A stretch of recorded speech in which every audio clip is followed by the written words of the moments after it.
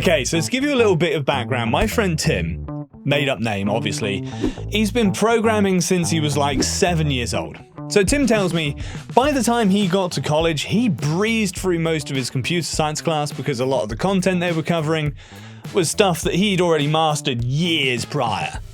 Tim is an excellent programmer. So Tim's career has been quite successful. He's worked for Google, he's worked for Facebook, he's worked for Amazon, and finally a hedge fund.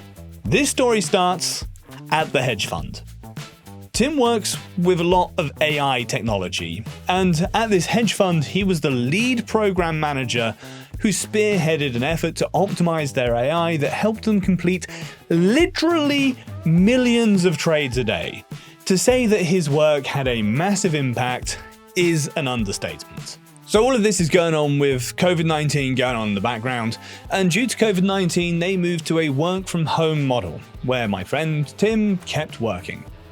During the work from home, Tim was looking around in his fancy $4,500 New York City apartment and wished for things like a yard, a heated pool, and a nice free-car garage, and not living in a high-rise in New York City. It dawned on Tim that he could leave New York City. So Tim moves back to his hometown in Michigan, where he bought himself a really nice home with a heated pool and a free car garage and a nice yard. And guess what the yard had in it? A mother-in-love suite, which was essentially a 2-bedroom, 1-bath second home on the property of his main home, and he turned it into his man cave. It's actually really sick. Oh yeah, his mortgage payments was like far less than his $4.5K New York City place, like half as much. Tim spent the rest of his COVID-19 work from home pounding out projects. He never actually informed his employer on an official basis that he'd moved. He just kept working.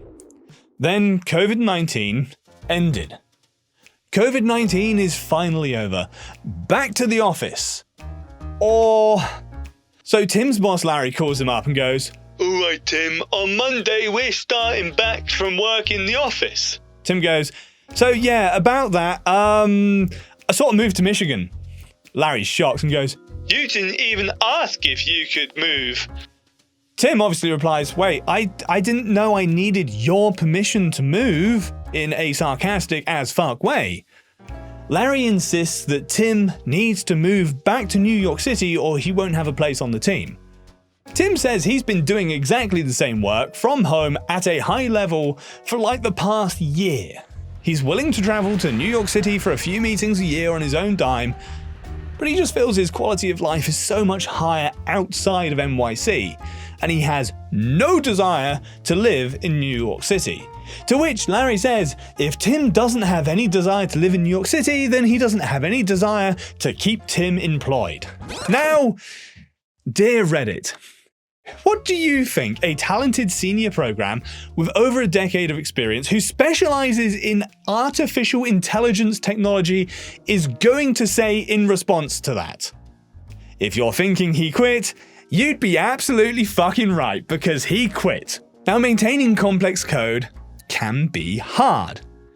Anyone that's done any programming knows that sometimes the best person to maintain code is the person that wrote the fucking code. There's logic, there's thought processes, there's so much that goes into programming that can be so individualistic. It can be hard for someone to take over code that they didn't write. John, the CEO, enters the picture. So 6 weeks has gone by when John calls Tim. John is the CEO of the hedge fund. John gets Tim to agree to consider coming back. So that's when John suggests they fly Tim to New York City so he can sit down with John and talk it out. Oh, it's a putty cat! Woo! What do you think Tim does, putty cat? Yeah, I bet he does as well. Right. Tim, however, flipped the switch and said, "Nah, how about you fly out to Michigan and we discuss this?" Whoa. Way. Tim said that because he wanted to establish that if he was going to be working, he was going to be working from Michigan.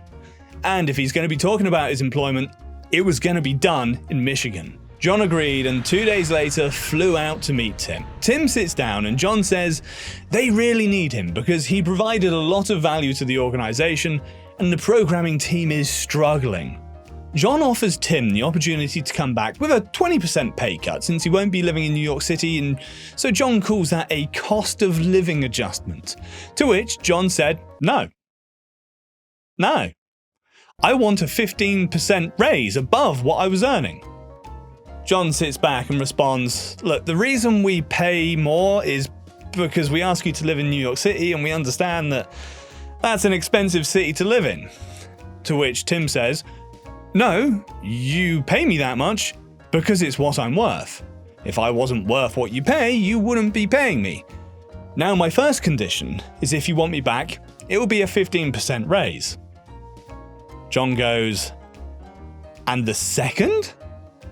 The second condition is I'll come back so long as Larry isn't there. This is why I'm a dog person. There we go. John sighs. He says, you're asking for too much. To which Tim goes, you don't need to bring me back if you don't want to. I'll be fine elsewhere. John says, I'll talk to the partners. Tim says, my offer's good until Friday. John goes, what?